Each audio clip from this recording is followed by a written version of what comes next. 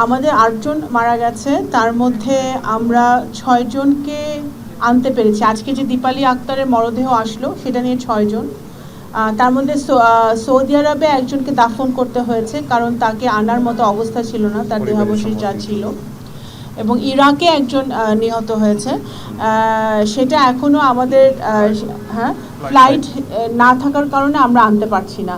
আপনি জিজ্ঞেস করেছেন যে এপ্রিল মাসে নিহত হয়েছে, মে মাসে কেন এত দেরি হলো কেন? এটা যৌক্তিক প্রশ্ন।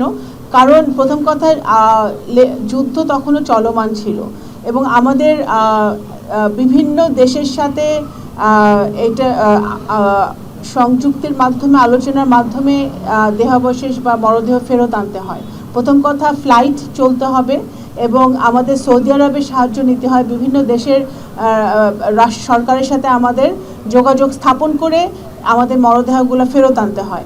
তো যোগাযোগ স্থাপনটা ঠিকমতো, কিছু ফর্মালিটিস থাকে, একটা মৃতদেহ ফিরিয়ে আনতে কিছু ফর্মালিটিস থাকে। যেহেতু যুদ্ধ অবস্থা চলছে, বিভিন্ন দেশে সরকারের নিয়ম কানুন মেনেই আমাদের আনতে হচ্ছে, তো সেই জন্যই সময়টা লাগছে।